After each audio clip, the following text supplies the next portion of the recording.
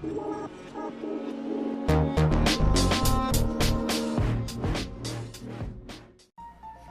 guys, this is Daniel from That Damn Brand, and today I'm going to be doing an opinion piece on VR.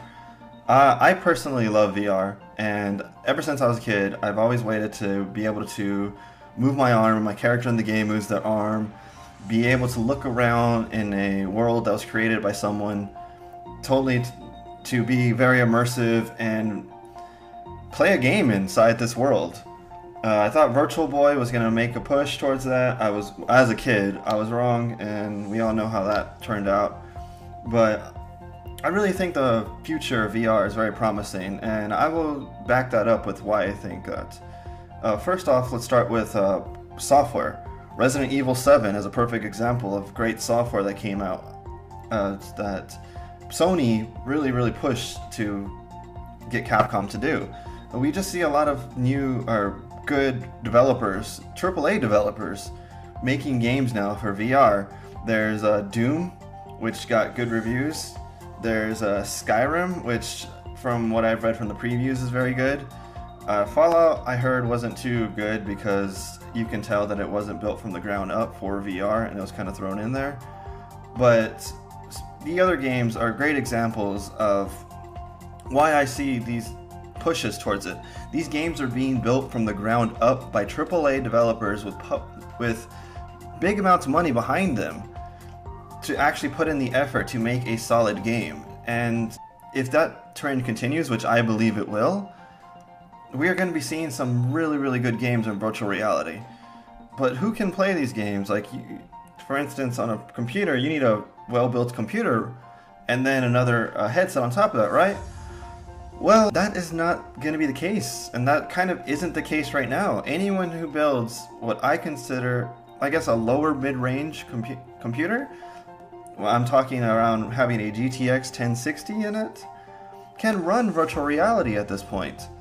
So this year, I believe, is the year that virtual reality came to mid to lower end computers. And then next year, it's just going to even get better because stuff gets stronger. And the 1050, which I do not believe is virtual reality compatible right now, so the 1150 will be same price, $150, most likely, and it'll be able to run VR. Next generation of graphics cards, every single gaming graphic card should be able to run VR, at least in NVIDIA. I'm unfamiliar with AMD, not to crap on them, I'm just unfamiliar with them. Anyone who gets a computer or builds a new computer or upgrades the graphics card from this point on is going to have a VR ready system.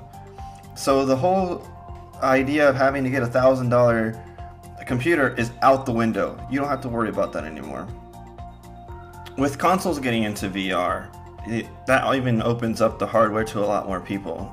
PlayStation and soon to be Xbox, according to Xbox, will have VR headsets, and that itself is a huge market for the virtual reality to develop as a platform. And if the Xbox One X shows anything, is that people will buy a premium or pay a premium to get a better experience. And I believe virtual reality is a great experience as long as the software up to par with current games, not just I should say tech demos like we've been seeing in the last couple of years.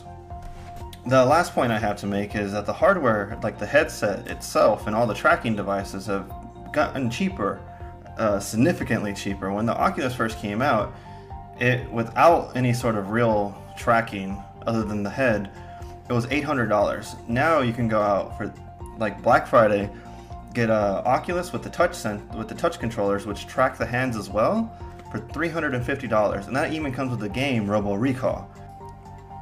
If you guys agree, disagree, maybe have something to add to the conversation, please put it in the comments below. Like, subscribe, that would really help us out. And check out our other videos that we have on there. This has been Daniel, and talk to you guys later.